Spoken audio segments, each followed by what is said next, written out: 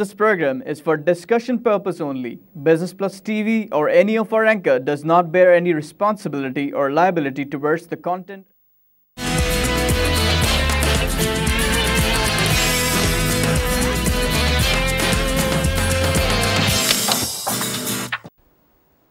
नाज़रीन, welcome to business today. मैं हूं अली नासिर। आपको पता है जिन मौज़ूआत के ऊपर हम गुफ्तगू करते हैं वो होती हैं जनाब कारोबार, फाइनेंस, बिज़नेस, स्टॉक एक्सचेंज, मुकामी भी और बैनुल अक़वामी सतह के ऊपर भी। और उसके ऊपर हम लोग कोशिश करते हैं कि कुछ इस तरह की मज़ेदार किस्म की गुफ्तगू करें कि आपको वो रिवायती गुफ्तगू सुनने को ना मिले बल्कि कुछ नया सुनने को मिले और कुछ अहम चीज़ें आपके साथ डिस्कस हों। मेरे ख्याल और इसके अलावा जो सबसे अहम चीज़ होती है और जो लोग बड़ा इंतज़ार करते हैं वो ये होती है कि अखबार की ख़बरें तो डेली टाइम की हम जो ताज़ा ख़बरें होती हैं वो आपके सामने पेश कर देते हैं। जो शे सुर्खियाँ होती हैं उसके ऊपर कोई मुख्तसरन तबसरा भी कर देता हूँ और इसमें आपकी आरा भी मांग लेते हैं। हम लोग सोशल मीडिया के ऊपर मुतारिक रहते हैं, कोशिश करते हैं कि सोशल मीडिया के ज़रिए आप जितना हमें अप्रोच कर सकें आप करें। और इसके साथ ही बाकायदा तौर पर आदाब अर्ज़ है और इसके साथ ही जनाब वाला हम शुरू करते हैं। ये सबसे पहली चीज़ स्टॉक एक्सचेंज की जो ख़बर है वो बहुत ही ज़्यादा अहम है और कल बहुत ज़्यादा लोग परेशान हुए और मुझे टेलीफोन भी बहुत आए, लोगों के पैगामात भी बहुत सारे मौसूल हुए कि जी क्या हो रहा है, क्या हो रहा है, क्या हो रहा है। भाई हो क्या रहा है? मैं तो शुरू से ही ये बात कर रहा था और आगे भी बात करता रहूँगा कि बैनुल अक़वामी मंडियों के भी असरात मुरतब होंगे। मुकामी तौर पर भी जो पैसा मतलब ये है कि यहाँ से अब डाइवर्ट हो गया है। दो तीन उसकी वजूहात में पहले भी बयान कर चुका हूँ। एक ये है कि थोड़ा सा पैसा जो कि इस कारोबार के अंदर देखें लोग शॉर्ट टर्म गेन के लिए आते हैं और जिस तरह का शॉर्ट टर्म गेन होता है, टू बी वेरी फ्रैंक, मैं देखें फिर मैं बड़ा मोहतात होकर चलना चाहता हूँ क्योंकि आजकल लोग इस चीज़ को बड़ा मनफी अंदाज में ले लेते हैं। वो शॉर्ट टर्म गेन का पैसा जो है ना वो क्रिकेट की तरफ चला गया है। तो क्रिकेट की तरफ वो पैसा चला गया है, लोग पेशगोइयाँ कर रहे हैं कल क्या होगा क्या नहीं होगा। ये सारा जो गेम है ये पेशगोइयाँ उस सूरत में क्यों नहीं होती जब वर्ल्ड कप के मैचेस हो रहे होते हैं, इतनी गहराई से नहीं होती ना। तो बेसिकली क्या है कि वो पैसा वहाँ पर डाइवर्ट हो गया है। मेरे से ज़िद मत करो और अगर ज़िद करनी है तो कर लो, कोई फ़ायदा नहीं, फिर मार्केट बिहेवियर को जस्टिफाई नहीं कर सकेंगे। दूसरी चीज़ जो बहुत अहम है वो ये कि एंटी ग्राफ्ट, एंटी करप्शन के केसेस जब से सामने आए हैं तो हमें इस चीज़ को तस्लीम करना पड़ेगा कि कोई भी इन्वेस्टमेंट एवेन्यू हो, कोई भी इन्वेस्टमेंट एवेन्यू हो, पाकिस्तान के अंदर जो करप्शन का, बदउनवानी का पैसा होता है वो जुज़वी तौर पर वहाँ पर लग रहा होता है। तो उसके अपने एडवांटेजेस और डिसएडवांटेजेस होते हैं। जैसे प्रॉपर्टी हो गई, स्टॉक्स के बारे में भी लोगों के जहन में सवालात होते हैं कि जी आपका क्या ख्याल है या आप क्या तसव्वुर करते हैं। तो इसमें तसव्वुर ख्याल से आगे की मैं आपसे बात करूंगा। असल में anti graft, anti corruption campaign की वजह से जो कि बहुत अच्छी है, क्या हुआ है मार्केट से बहुत सारा काला पैसा वैनिश हो गया है। तो वो या तो लॉकरों की जीनत बन चुका है, जैसे हम लोग कहते हैं, अल्फाज का देखें क्या अजीब व गरीब हमारे यहाँ इंतखाब होता है, सिनेमा घरों की जीनत बनेगी। जीनत लफ्ज़ इतना खूबसूरत है, खैर एनीवे इस तरह के अल्फाज इस्तेमाल किए जाते हैं। लेकिन वो जो काला धन है वो लोगों ने अपना छुपा लिया है, कहीं ले गए हैं, कहीं रख दिया है या खुद ही भाग गए यहाँ से। असल रिपोजिटरी ऑफ मनी तो उनके पास था। तो और स्टॉक एक्सचेंज के साथ जो राब्ते हैं, मेरे ख्याल अभी करंट इन्वेस्टिगेशनें जो चल रही हैं उनमें आपको रिवील हो ही चुका है। अगर मैं झूठा हो सकता हूँ, क्या सब झूठे हो सकते हैं? सारी दुनिया झूठी हो सकती है? सारे इन्वेस्टिगेशन इदारे झूठे हो सकते हैं? ऐसे तो नहीं हो सकता ना। कोई ना कोई सही बात कहीं ना कहीं कुछ ना कुछ तो हो रहा होगा। ठीक है, किसी के साथ ज़्यादती भी हो रही होगी, कोई ज़्यादती कर भी रहा होगा, मैं ऐसी गलत बात नहीं करूँगा, हमारे माहौल में इस तरह होता है। लेकिन स्टॉक एक्सचेंज के रेफरेंस से बात करते हुए मैं बड़ी क्लियरली आपसे बात कर रहा हूँ कि ये दो बड़ी वजूहात हो गई जो मेरे नज़दीक, और बैनुल अक़वामी सतह के ऊपर वो इन सबसे ज़्यादा बड़ी ख़बर हो गई, सबसे बड़ी वजह हो गई कि बैनुल अक़वामी मंडियों के अंदर जिस तरह की खलबली और बेचैनी है उसके असरात पाकिस्तान की स्टॉक मार्केट के ऊपर मुरतब होंगे, चाहे हम कुछ भी कर लें। और बैनुल अक़वामी सतह के ऊपर तेल की कीमतों के अंदर ड्रास्टिक कमी जो है वो बड़ी नुकसानदेह है मार्केट के लिए। लेकिन लोगों ने कहा नहीं स्टॉक मार्केट को क्या असर होना चाहिए, पेट्रोल की कीमतें ये वो। तो इसके ऊपर मैंने एक बाकायदा लेक्चर भी दिया बैरूनी ममालिक में। शर्म की बात यह है कि हमारे अपने मुल्क के अंदर मेरी बातों की इतनी इज्जत नहीं की जाती, लेकिन बैनुल अक़वामी सतह पर और एम्बेसडर्स और कौंसल जनरल्स वगैरह बड़ी बात गौर से सुनते हैं, क्योंकि हम वहाँ पर तालीम को, किताब को, उसूल को, इन सब चीज़ों को जो है वो सामने रखा जाता है। हमारे यहाँ अफसोस की बात यह है कि किताब को रद्दी की टोकरी में फेंक दिया जाता है, थ्योरियों को रद्द कर दिया जाता है और हक बात को अल्लाह माफ़ करे इधर मुस्तरद कर दिया जाता है। खैर इस बात को कतई नज़र रखते हुए स्टॉक एक्सचेंज पर ही बात मैं करना चाहूँगा कि बुनियादी मसला हमारे यहाँ जो है वो ये है कि रियलाइजेशन की ये 3 अहम चीज़ें हो गई, 3 या 4 आप कह लीजिए। तेल की कीमतों को भी मैं वैसे उसी एक ही वजह में बैनुल-अक़वामी सतह के ऊपर जो एक बेचैनी की कैफियत है उसके अंदर इसको इंक्लूड कर लेता हूँ। तो इंक्लूड भी इस वजह से करता हूँ क्योंकि बात यह कि उसको फाइनेंशियल मार्केट के अंदर लार्जर सेंस के अंदर काउंट किया जा सकता है। हमारे मुल्क के अंदर क्योंकि लिमिटेड फुटप्रिंट है तो उस सिलसिले में मैं ज़्यादा कुछ कहना नहीं चाहूँगा, क्योंकि हम तो दुनिया को अज़ीम तरीन मार्ग, अल्लाह माफ़ करे फिर बोल रहा हूँ, बड़ा बोल होता है, मैं बार बार कहता हूँ इस वजह से, क्योंकि चंद बातें लोग स्टॉक एक्सचेंज की रेफरेंस से या मुल्क की रेफरेंस से ऐसी कर देते हैं जो कि फैक्चुअल पोजीशन से थोड़ी सी फ़र्क होती हैं। तो अब स्टॉक मार्केट जो करंट पोजीशन है वो 30,677.68 पॉइंट्स है, और इसके अंदर कल जो है वो 473.12 पॉइंट्स की कमी हमने देखी। मौजूदा तौर पर मार्केट उस साइकोलॉजिकल बैरियर को तोड़ती हुई 31,000 से नीचे आ चुकी है। अब लोग अजीब व गरीब किस्म की जो बातें करते हैं, जैसे मैं आपको बता रहा था तेल की कीमत की रेफरेंस से, तो मैं आपको ये बताता चलूँ कि जब मार्केट के अंदर परसेंटेज वाइज बहुत ही ज़्यादा गिरावट आई तो हमारी मार्केट ने रिकॉर्ड बनाया। हमारी मार्केट ने रिकॉर्ड बनाया कब? जब मार्केट, ऑयल मार्केट में कमी आई परसेंटेज वाइज। अगर आप इसको चाहें तो स्टॉक मार्केट का ग्राफ मैं आपको बहुत दफ़ा बता चुका हूँ, इंटरनेट के ऊपर मुयस्सर है। अगर आप लॉन्ग टर्म देखना चाहते हो ग्राफ तो कोई मसला नहीं, इंटरनेट के ऊपर मुख्तलिफ वेबसाइटें मुयस्सर हैं। और अगर आप चाहें तो बैनुल-अक़वामी तेल की कीमतों की गिरावट और पाकिस्तान स्टॉक एक्सचेंज जब पहले, तब तो कराची स्टॉक एक्सचेंज के ज़ुमरे में आएगा ना, तो इसका -KSC या .KSC सिंबल है, इंटरनेट के ऊपर आप जाकर चेक कर सकते हैं। दोनों का आपस में मवाजना करेंगे तो आपके सामने ये जो एक पैराडॉक्स है ये आपके सामने वाज़े होकर आ जाएगा। बहुत सारे लोग कहते हैं और बहुत सारे प्रोग्राम देखने वाले लोग स्टॉक एक्सचेंज से बहुत ज़्यादा मुंसलिक हैं और रोज़ाना की बुनियादों पर स्टॉक एक्सचेंज के अंदर शेयर्स की लेन देन भी करते हैं, तो ज़ाहिर बात है उनके जहन में बहुत सारे सवालात उभरते होंगे। तो बात ये कि पैराडॉक्स के माने, पैराडॉक्स क्रिएट करने, या जो मैं जो इससे समझ पाता हूँ, माजरत अंग्रेज़ी बोलने वाली हम कौम नहीं है लेकिन अंग्रेज़ी बोलते ज़रूर हैं, वो ये कि एक मुतज़ाद किस्म की एक चीज़ है। जैसे वो एक बड़े मशहूर हमारे टेलीविज़न की एक शख्सियत है, वो कहते हैं ये खुला तदाद नहीं है, तो ये बिल्कुल ये खुला तदाद है सारा।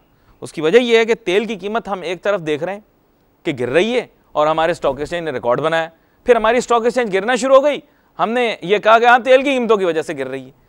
तो लोगों ने सवाल पूछा कि भाई अली भाई, आप टीवी के ऊपर ये बात करते हैं, आप इसको एक्सप्लेन क्यों नहीं करते? क्योंकि मेन स्ट्रीम मीडिया जो होता है दुनिया भर का और ख़ास तौर पर बैनुल-अक़वामी ज़राए अबलाग अपने रेवेन्यूज़ के लिए एडवर्टाइजिंग पर रिलाई करते हैं, और वो फिर ज़ाहिरी बात है वो डिक्टेट करते हैं, मेरा ऐसा ख्याल है, एडिटोरियल पॉलिसीज़ को बैनुल-अक़वामी सतह के ऊपर, क्योंकि डेफिनेटली इसको जस्टिफाई किया ही नहीं जा सकता ना, तेल की कीमत के साथ कनेक्ट ही नहीं किया जा सकता। आपकी मार्केट हाई बना रही है, तेल की कीमत नीचे गिरी, और ये आज से तो नहीं गिरी ना, ये भाई बहुत पहले से गिरना शुरू हुई है। पिछले दिसंबर से हम लोगों ने बात शुरू की थी कि ये जो तेज़ी से गिरावट आ रही है उससे पहले ही शुरू हो गया था ट्रेंड, और फिर जनवरी के अंदर आपको बार बार बताया कि इस तरह का सिलसिला बन रहा है। ये अब तो ये बिल्कुल ही नीचे वाला सिलसिला बना है ना, इससे पहले गिरावट आ चुकी थी। ये तो एक पॉइंट हो गया। दूसरी पॉइंट ये हो गया कि देखें स्पेकुलेशन दुनिया भर के अंदर, ये जो भी फाइनेंस या बिजनेस है इस सिस्टम के अंदर, कुछ लोग जो हैं they are always bigger stakeholders than others, they are more powerful than others, they are more equal than others. तो वो एक निज़ाम ऐसा होता है कि वो उसका एडवांटेज लेने की कोशिश करते हैं, चाहे तेल की कीमत हो, सोने की कीमत हो या बैनुल-अक़वामी मंडियाँ हों। और इसके अंदर कभी कभार पैराडॉक्स क्रिएट हो जाता है, जो खबर होती है उसके साथ बिल्कुल स्टॉक मार्केट की कारकर्दगी नहीं होती, बिल्कुल इस तरह से जैसे पाकिस्तान में एक दौर में होता था और आज भी होता है। वैसे अब कल वाला जो मामला है ये बिल्कुल उल्टा है। कल बैनुल-अक़वामी मंडियों के अंदर बेहतरी आई लेकिन आपकी मार्केट के अंदर कमी आ गई। अब कभी कभार ऐसे भी हो जाता है, ऐसे भी हो सकता है कि आज मार्केट किसी साइड पर भी चली जाए, यानी रैंडम वॉक कर ले। ये भी एक थ्योरी है, लोग मानने से इनकार करते हैं, लेकिन जो तरीका है वो यही है कि there is an entire theoretical framework to the stock market. उसके बगैर काम नहीं हो सकता है कि एंटायर थ्योरेटिकल फ्रेमवर्क है, कभी सही कभी गलत साबित होता है। और हमारे यहाँ एक पहले मेहमान थे, उन्होंने यूजीन फामा का भी जिक्र किया था, जिन्होंने बैनुल-अक़वामी सतह के ऊपर इसके ऊपर बड़ी रिसर्च की है, बिलखुसूस अमेरिका की मंडियों के ऊपर जो है वो ज़्यादा तहकीक होती है। तो ये सब तहकीक, ये जो ज़ुबानी कलामी होता है ना, विम्स इमोशंस के ऊपर, ये नहीं हो सकता। इन पाकिस्तान ऑल्सो मैं बार बार इंसिस्ट करता हूँ लोगों को भी, लोग नाराज़ होते हैं कभी कभार मेरे से भी शिकायत करते हैं, बोलते हैं कम्प्लीटली फार्मूला बेस्ड कर दें। बिल्कुल, मैं आपको फार्मूला ज़रूर बताता हूँ, लेकिन मैं इसको टोटली फार्मूला बेस्ड इसलिए नहीं कह सकता क्योंकि हमारे यहाँ बहुत सारी कंपनीज ऐसी होती हैं जिनके ग्रोथ ट्रेंड्स क्लियर नहीं होते और जिनका डिविडेंड पेमेंट रिकॉर्ड बड़ा ख़राब होता है। तो कुछ कहा नहीं जा सकता कि where they are going to go tomorrow and where they are standing today. ये कुछ ऐसी चीज़ें हैं जो कि हमें बगौर देखनी है। फिर पाकिस्तान की इकोनॉमिक ग्रोथ के जो फिगर्स हैं वो एक तरह से मैं कहूँगा कि ना समझ में आने वाले होते हैं। जब आप इन फिगर्स के साथ, जीडीपी ग्रोथ रेट फिगर्स के साथ, अपनी जो आप कह लें कि real GDP growth rate figures के साथ, अपनी इंडस्ट्रियल ग्रोथ के साथ, अपनी लार्ज सेल मैन्युफैक्चरिंग के साथ, हमारे स्मॉल एंड मीडियम एंटरप्राइजेस के साथ, हमारे स्मॉल बिजनेसेस के साथ जब आप कंपेयर करते हैं उनकी, जिसे आप समझें कि कारकर्दगी को, और फिर उसको जीडीपी ग्रोथ रेट के साथ मिलाएं और फिर मुल्क के बारे में जो बुलंदोबांग दावे किए जाते हैं उनके साथ मिलाएं, तो ये बिल्कुल in conflict with each other आ जाते हैं। इसीलिए मैं कहता हूँ हक हमेशा जो है वो प्रिवेल करता है, ट्रूथ ऑलवेज प्रिवेल्स। लेकिन ये बात यह है कि ज़्यादातर हमारे मुल्क के अंदर ट्रूथ ऑलवेज प्रिवेल्स वाला अल्फाज वही इस्तेमाल करते हैं जिनके शायद अपनी ज़िंदगी में बहुत सारी मशकूक चीज़ें हों। किसी से ना बने मेरी, किसी से ना बने सबसे बिगड़ जाए। कुछ ख़बरों की तरफ आ जाते हैं। डेली टाइम्स की शह सुर्खियाँ। थोड़ा स्टॉक एक्सचेंज को मैं कोशिश करता हूँ कि कवर इस तरह से कर लूँ कि ये जो आप लोगों की शिकायत होती हैं इस हिसाब से उनको क्लियर कर दूँ। जब देखिए, जब मैं स्टॉक एक्सचेंज, इसका ये माने नहीं है कि मैं स्टॉक एक्सचेंज पे तबसरा नहीं कर सकता जो मैं इस पर कम बात कर रहा हूँ। मैं बात इस वजह से कर रहा हूँ कि भाई मैं आपको बोलूँ पैसे लगाना शुरू कर दो, मार्केट गिर जाए, मेरा दिल इसकी इजाज़त नहीं देता। भाई मैं जो हूँ वो बगलें बजाऊँ या शोर मचाऊँ और बोलूँ कि मार्केट चढ़ जाएगी, जबकि मुझे इस चीज़ का अंदाज़ा है कि मार्केट सॉलिड फुटिंग के ऊपर नहीं खड़ी हुई, तो मैं आपको गलत बात क्यों करूँ। मेरी दोबारा से वही आपसे इल्तिजा होगी कि जहाँ भी जाएगा, let the market set for a while, let the market consolidate. बड़ों को खेलने दो जो खेल रहे हैं। आप छोटे इन्वेस्टर हो, आप बिलावजह don't get into it as a game. ये कोई खेल नहीं है, ये आपका सरमाया है, ये पैसा है, नटू है, ये जिसको आप मेहनत से कमाते हो, दिन रात दुनिया की बातें सुनते हो, और क्या क्या मेहनतें इंसान को करनी पड़ती हैं, किस किस तरह की कॉम्प्रोमाइज़ करनी पड़ती हैं 2 पैसे कमाने के लिए। मुझसे पूछो, दुनिया भर के अंदर जिस तरह पढ़े लिखे और तालीम याफ्ता आदमी को धक्के खाने पड़ते हैं इस मुल्क के अंदर 1 रुपया कमाने के लिए, तो वी हैव टू अंडरस्टैंड कि उसको आप क्या समझ रहे हो। इस तरह से उसे वेस्ट नहीं मैं आपको करने दे सकता, मेरी ज़मीर इजाज़त नहीं देता। काम ये कि आप सुने सबकी और करें अपनी।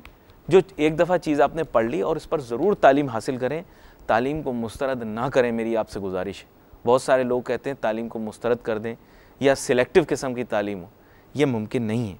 मुझे भी कभी कभार बुरा लगता है, लेकिन क्या करें। Nawaz vows measures against honour killings, PM says PM says empowerment of women and end to violence against them is government's highest priority। बहुत अच्छी बात है, बड़ी अहम बात है। नहीं, यहाँ पर मैं बिल्कुल nothing can justify oppression against women in society। बिल्कुल। और even talking economically, I think women should be getting equal wages like equivalent to men। They should be having equal opportunity for education। और ये सिर्फ तब आ सकता है जब माशरे के अंदर तहफ़्फ़ुज़ का एक माहौल पैदा किया जाए।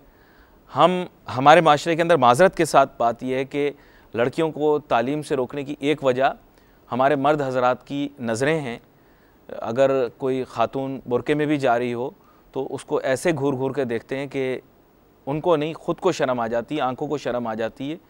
और ये चीज़ें कुछ ऐसी हैं जिनकी वजह से। और दूसरा है पॉजेसिवनेस। तो तालीम हासिल करने के लिए ये सारे काम करने हैं। जनाब मियां मोहम्मद नवाज़ शरीफ साहब से गुजारिश करना चाहूँगा कि जैसे मेट्रो बसें इन्होंने चलाई हैं, ऐसे मुल्क के हर शहर के अंदर ख़वातीन के लिए अलहदा बसें चलाई जाएँ, जिसमें वो स्कूल, कॉलेज और यूनिवर्सिटी और इसके अलावा काम पे जा सकें, बग़ैर ऐसी बसों के जहाँ पे सेग्रीगेशन है। क्योंकि यहाँ पे मर्द हज़रात इस चीज़ का एहतराम नहीं करते कि ख़वातीन ने किधर बैठना है, कहाँ बैठना है, और उनके जो लिए डिप्यूटेड सीट्स होती हैं उनको भी वो कवर कर लेते हैं। तो ये कुछ चीज़ें हैं। जैसे मैंने बताया, इकोनॉमिक एम्पावरमेंट, ख़वातीन पाकिस्तान के अंदर एंटरप्रेन्योरियल स्किल्स ज़्यादा रखती हैं। यह मेरी अपनी असेसमेंट है and I stand by it. क्योंकि वो एंटरप्रेन्योरियल स्किल रखती हैं, यानी वो रिस्क टेकर बन सकती हैं। उनको फाइनेंस करने का कोई ना कोई तरीका निकालना चाहिए। अब जदीद आज़ाद मईशत और जदीद टेक्नोलॉजी इस चीज़ की इजाज़त देती है कि घर बैठे ख़वातीन काम कर सकें। तो मियां मोहम्मद नवाज़ शरीफ साहब, मैं आपसे गुजारिश करना चाहूँगा, अनुषा रहमान साहबा आपसे गुजारिश करना चाहूँगा कि IT का फ्रेमवर्क जैसा तैसा आप लोगों ने तैयार किया है, मज़ीद कुछ इस तरह का फ्रेमवर्क तैयार करें ताकि ख़वातीन जो कि हाउसवाइफ्स हैं और बीच में उनको थोड़ा सा भी वक्त मिलता है तो वो उसको किसी प्रोडक्टिव यूज़ के अंदर लगा सकें, इस मुल्क की वर्क फोर्स का हिस्सा बन सकें, इस मुल्क की इकॉनमी का हिस्सा बन सकें, अपने बच्चों के लिए, अपना घर चलाने के लिए कुछ पैसा कमा सकें और फिर उसी पैसे को वो सरमायाकारी में इस्तेमाल कर सकें। बैनुल-अक़वामी सतह के ऊपर बड़ी बड़ी वेबसाइटें ऐसी बना ली गई हैं, उनके अंदर इस तरह की स्कीमें मुरतब कर ली गई हैं कि आप अपने घर में बैठे बैठे किसी भी मुल्क के अंदर, कहीं भी दुनिया के अंदर कोई काम कंप्लीट करें और उसको फिर उधर भेज दें जहाँ पर क्लाइंट मौजूद हो। ऐसे मौके का फ़ायदा हमें कब मिलेगा? हमारी ख़वातीन डॉक्टर्स, इंजीनियर्स, मैं कहूँगा हर फील्ड के अंदर मौजूद हैं, लेकिन वो हाउसवाइफ्स हैं, उनको अपॉर्चुनिटी नहीं मिलती। हमारे माशरे के इक़दार का भी एहतराम करती हैं और इसके साथ साथ उनको इस इकॉनमी का, इस बिज़नेस का, इस पैसे का जो है वो बेनिफिशरी भी बनना चाहिए। और इस बेनिफिशरी बनाने के लिए जल्द से जल्द विमेन इकोनॉमिक एम्पावरमेंट का प्रोग्राम बनाया जाए। और अगर बिल गेट्स साहब तक ये पैगाम जा रहा है या दुनिया भर के अंदर जो बड़े बड़े लोग हैं, बिजनेसमैन हैं, फिलैंथ्रोपिस्ट हैं, तो अगर आप हमारे मुल्क की मदद करना चाहते हैं तो आप हमारी ख़वातीन को एम्पावर करें economically and give them access to IT services, जिसके ज़रिए वो घर पर बैठी बैठी दुनिया जहाँ के काम कर सकें। I am a very strong proponent of online education. इसके बावजूद कि आपको पता है पिछले साल आपके यहाँ जो काम हुआ ऑनलाइन एजुकेशन का, उसकी वजह से पाकिस्तान का नाम थोड़ा बहुत नहीं बहुत ज़्यादा ख़राब हुआ। लेकिन मैं आपको बता दूँ, online education offers a brilliant opportunity. As an academic I can tell you it has amazing potential in Pakistan और बहुत सारे लोग इससे मुस्तफ़ीद हो सकते हैं। ये एक इंडस्ट्री बन सकती है। ICT के अंदर हम कहाँ से कहाँ पहुँच सकते हैं। दुनिया भर के अंदर कहीं कोई इतनी सस्ती एजुकेशन प्रोवाइड नहीं कर सकता, irrespective of what people think. मेरे ख्याल से ऑनलाइन या हाइब्रिड एजुकेशन का जो फ्यूचर है पाकिस्तान के अंदर बहुत ज़्यादा ब्राइट है। इमेजिन कि आपकी एजुकेशनल एक्सपेंसेस कम हो जाएं और आपकी वर्क फोर्स के अंदर स्किल्ड एजुकेटेड वर्क फोर्स आ जाए तो आप कहाँ से कहाँ पहुँच जाएंगे। इस मुल्क की तकदीर बदल जाएगी और हकीकी तौर पर भी। जी माज़रत चाहूँगा, मिर्ज़ा इख्तियार बेग साहब जो हैं वो हमारे साथ कॉल पर मौजूद हैं। डॉक्टर मिर्ज़ा इख्तियार बेग साहब मारूफ शख्सियत हैं, कारोबारी, और इसके अलावा जो है बड़े अहम मुद्दों के ऊपर फाइज रहे हैं और एडवाइज़र भी रहे हैं टेक्सटाइल मिनिस्ट्री के। वेलकम करूँगा सर आपको शो में। जी वालेकुम सलाम। डॉक्टर मिर्ज़ा इख्तियार बेग साहब, आज कुछ तबीयत मदहम लग रही है आपकी।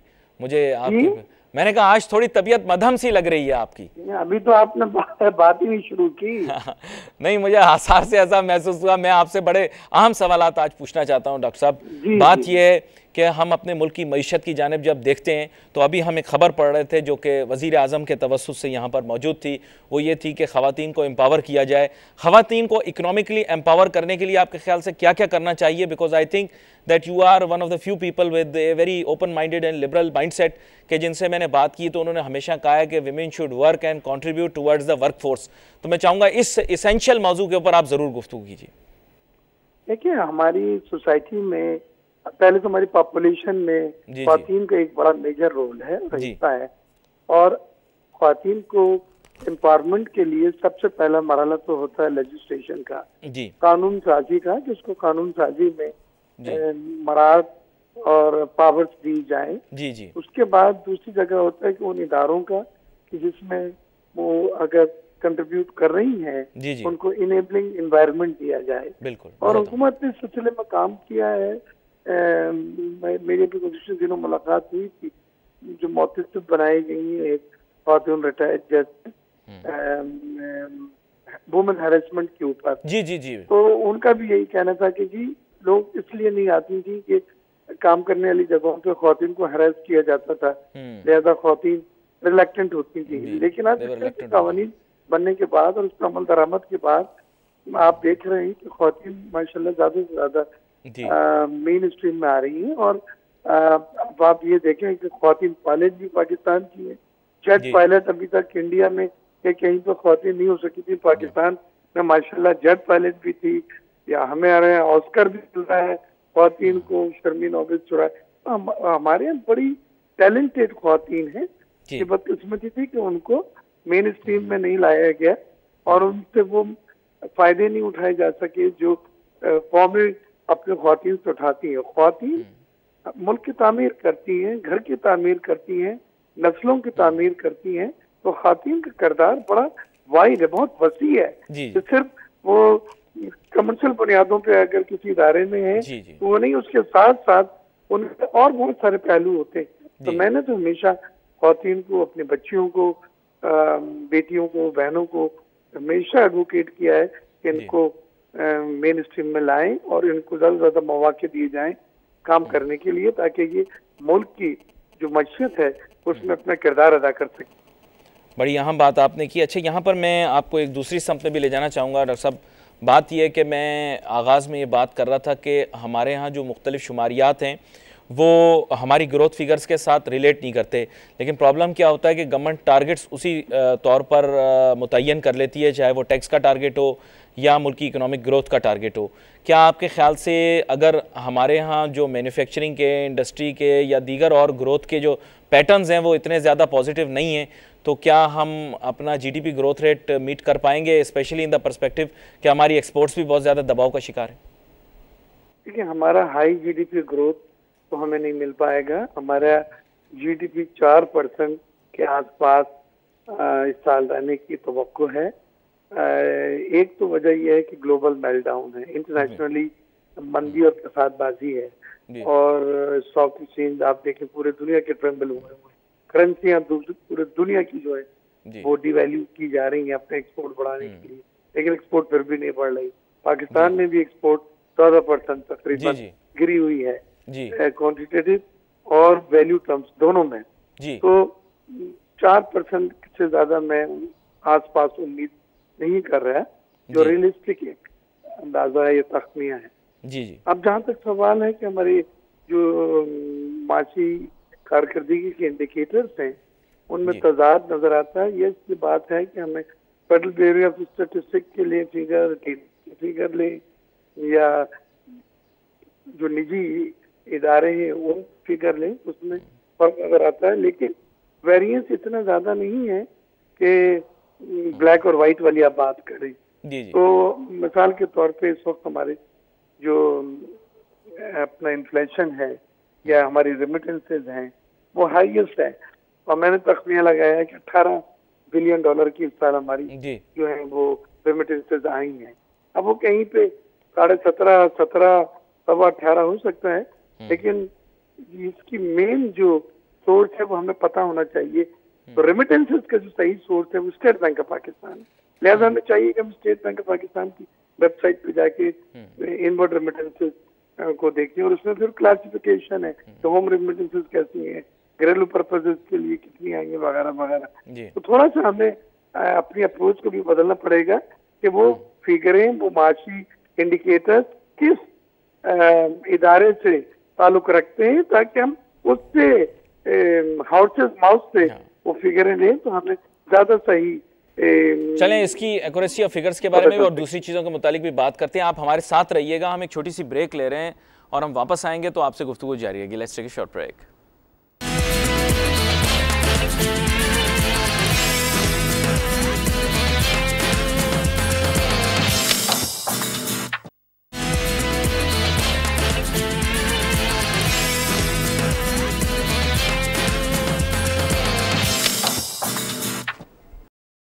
नाज़रीन, welcome back after the break. हमारी गुफ्तगू जारी थी। ब्रेक पर जाने से पहले हम डॉक्टर मिर्ज़ा इख्तियार बेग साहब के साथ बात कर रहे थे। अभी भी वो हमारे साथ टेलीफोन लाइन के ऊपर मौजूद हैं। चंद डेली टाइम्स की सुर्खियाँ थी जिनके ऊपर मुतालिक मैंने उनसे गुफ्तगू की। अब मैं मज़ीद उनके साथ गुफ्तगू जारी रखूँगा। उन्होंने रियलिस्टिक फ़िगर्स के मुतालिक बात की थी। डॉक्टर साहब, जिस बारे में आप बात कर रहे थे कि हकीकी फ़िगर्स को आवाम के सामने प्रेजेंट करना चाहिए और हुकूमत को भी उन्हीं चीज़ों को साथ लेकर चलना चाहिए ताकि जो एस्टिमेट्स हैं वो बड़े क्लियर कट हों, और इनको मुरतब करने के तरीके के मुतालिक भी आप कह रहे थे कि शफाफियत लाई जाए, जहाँ तक मुझे समझ में आ रही थी। मैं चाहूँगा इसको थोड़ा सा एलेबरेट कर दें, फिर उसके बाद मैं आपसे अगला सवाल पूछूँ। नहीं, मैं यही कह रहा था कि फेडरल ब्यूरो ऑफ स्टैटिस्टिक्स जो है जी, उनकी फिगरों में अक्सर वेरिएंस पाया जाता है जिसकी वजह से मिस रिपोर्टिंग हो जाती है। ये हमारा बड़ा अलमिया है। कई बार तो ऐसा हुआ कि IMF में जो हमने रिपोर्टिंग की है वो तक हमारी गलत हो गई, और उसके बाद लोन लिए गए और फिर उसके ऊपर फाइन बार हम पे किया गया। ये ज्यादा इतनी चीज अखबारों में, मीडिया में नहीं आई, लेकिन ये हुआ है। तो ये उसी वजह से होता है कि एक तो वो ब्यूरो की अप टू डेट फिगर्स नहीं होती, दूसरे हमें जो 99% गलतियां होती वो पीरियड से होती हैं। यानी जनवरी से दिसंबर के पीरियड की ये फिगर है या जुलाई से जून तक की ये फिगर है। तो पीरियड को भी हमें जरूर बात कर लेनी चाहिए उनसे कि आप किस पीरियड से ये रेफर कर रहे हैं, तो बहुत कम फिर चांसेस होंगे गलती होने की। जी, ये बड़ी अहम बात आपने की है। अच्छा, यहाँ पर मैं चाहूँगा कि थोड़ा सा इस सिलसिले में भी आपसे बात की जाए कि सीपैक की पेशरफ्त, जो कि मेरा और आपका दोनों का ही एक तरह से पसंदीदा मौजू है, लेकिन डॉक्टर साहब सीपैक पे पेशरफ्त कहाँ तक पहुँची है?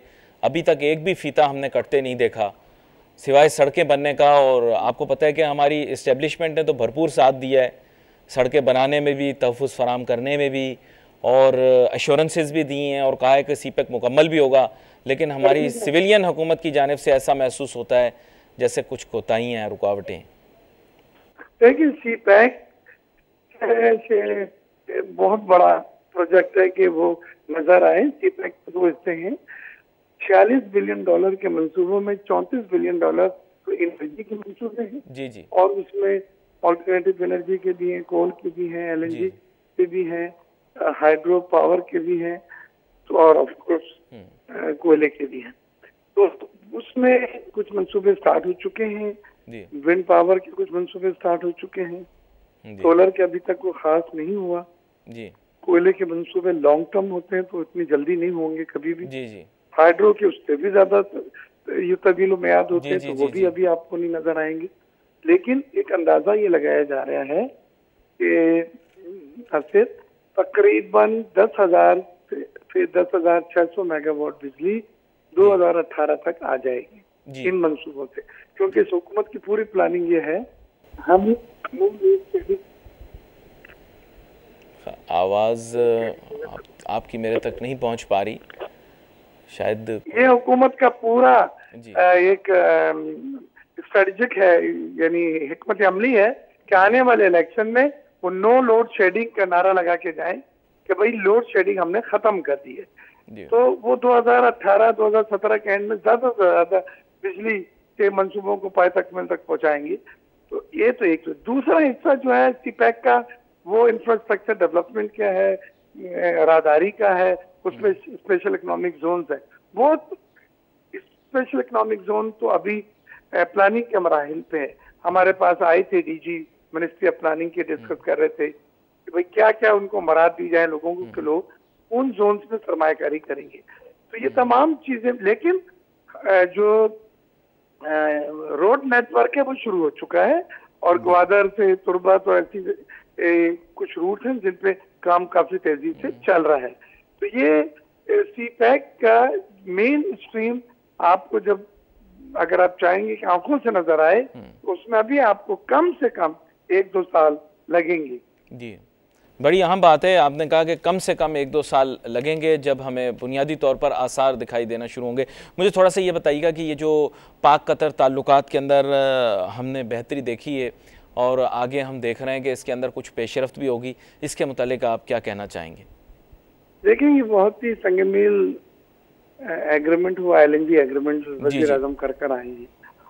जिन ममालिक में ना सिर्फ वो नहीं होती नेचुरल गैस या तेल नहीं होता, वहाँ पूरी दुनिया में LNG मंगा के वो अपनी एनर्जी की रिक्वायरमेंट पूरा करते हैं। कोरिया, जापान, इंडिया, चाइना, ये सब कतर से और दूसरे ममालिक से LNG मंगा रहे थे। हमारी बदकिस्मती है कि हमने 68 साल के बाद, हालांकि लोड शेडिंग होती रही है, मशीनों के पहिए रुकते रहे हैं, शहर तारीख होते रहे हैं, लेकिन हमने LNG का जो आसान ऑप्शन था उसको एक्सरसाइज नहीं किया। उसके लिए LNG टर्मिनल बनाना था, लेकिन अब खुशी इस हुकूमत में एक टर्मिनल बन गया।